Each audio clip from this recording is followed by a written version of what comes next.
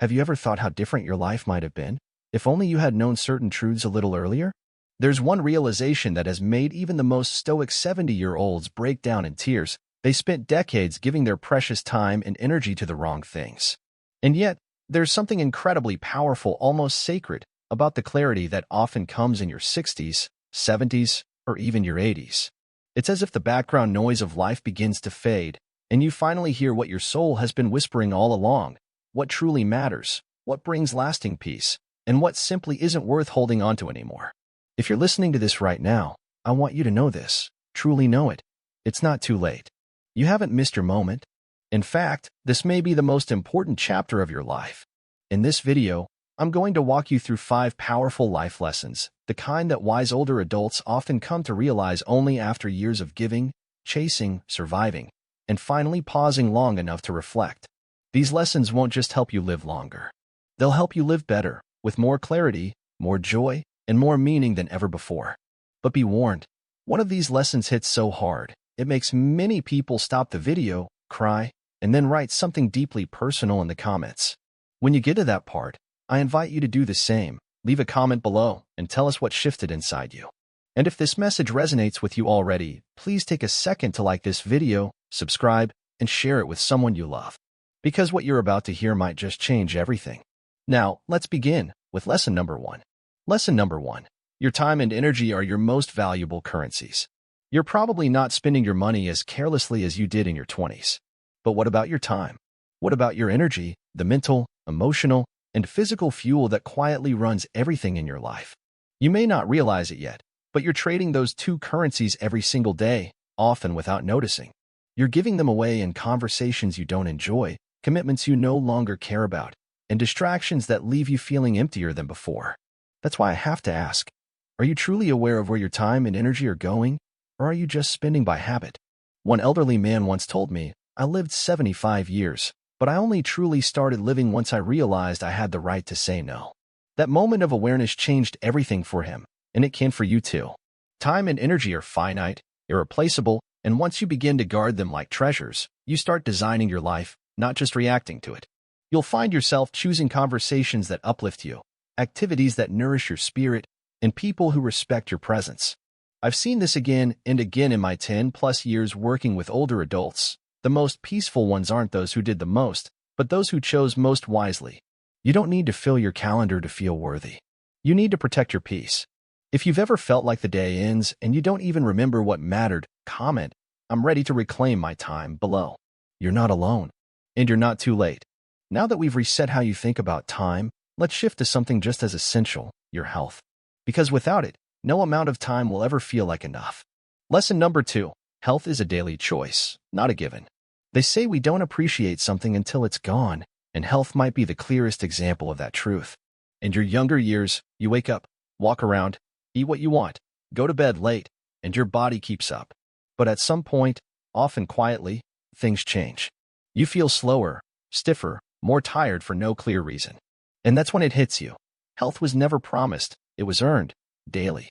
One of the most important shifts I've seen among older adults over the past decade is this realization: they stop waiting for something big to go wrong, and they start taking small steps to stay right. A 68-year-old woman once told me, "I used to think health was something doctors managed. Now I realize I'm the one driving the car." And she's right. Health isn't something you hold on to by chance. It's something you build, like a savings account, with consistent deposits, walking each morning, choosing water over soda, stretching, sleeping, breathing, forgiving. At first, these habits feel small. But over time, they compound, either into resilience and independence, or into limitations and fear. Medical research is clear: your daily lifestyle, not your genetics, is the biggest predictor of how you age. So here's your gentle wake-up call. Your body is still listening to how you treat it. You don't need to be perfect, but you do need to be intentional. If this lesson speaks to you, comment, "I'm choosing my health today," below. Say it like a promise to yourself. Because once you take back ownership of your health, you begin to unlock something even more precious: the ability to show up fully for the people you love. And that leads us right to lesson number 3, the truth about what really keeps relationships strong in our later years. Lesson number 3, relationships thrive on forgiveness and presence. We often grow up believing that great relationships are built on constant agreement, perfect timing, and saying all the right things. But after more than a decade working closely with older adults, I've learned something far more powerful. The strongest bonds aren't the ones without conflict. They're the ones where people stay, even after conflict. You see, as we age, we begin to realize that being right is overrated, and being kind is everything. That's why I say this clearly. Forgiveness and presence are the cornerstones of real connection. A couple I once worked with, Frank and Anna, married 57 years, once told me, "We've disagreed more times than we can count, but we never let a bad moment erase a good lifetime." That stayed with me. Because forgiveness isn't about pretending nothing happened. It's about deciding that the relationship is worth more than keeping score. And presence? That's about showing up even when you don't have the perfect words. A quiet cup of tea, a hand on the shoulder, a walk in silence. These moments often say more than 1,000 apologies. I've seen families reconnect after years of silence, simply because one person chose to let go and show up. So if there's someone in your life who still matters but feels far away, maybe this is your invitation.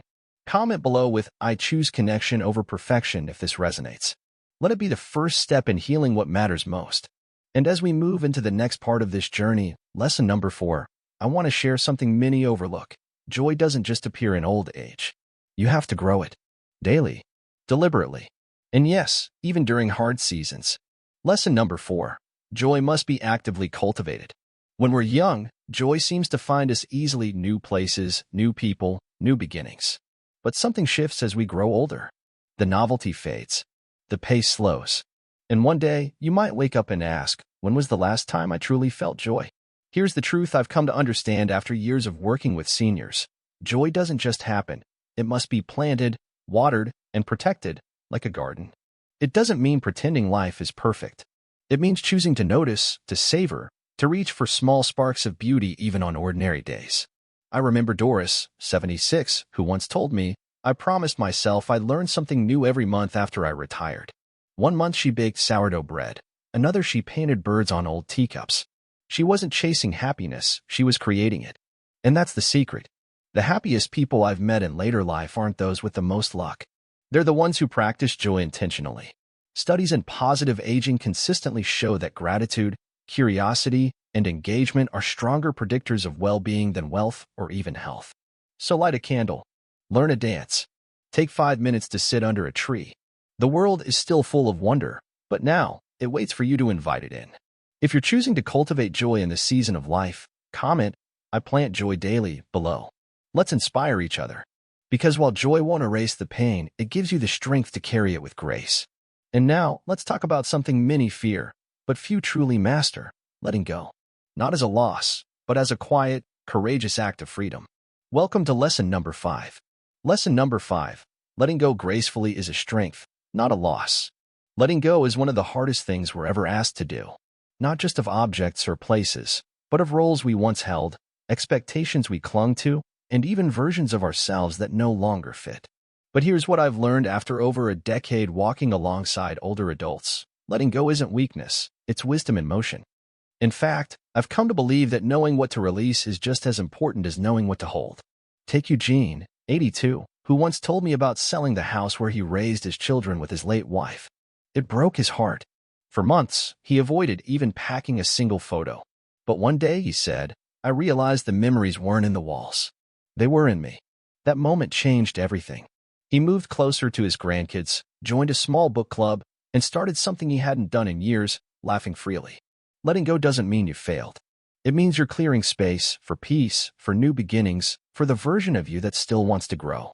Whether it's giving away clothes that no longer suit your life, stepping back from a role that once defined you, or forgiving yourself for dreams that never came true, release is a form of self-respect.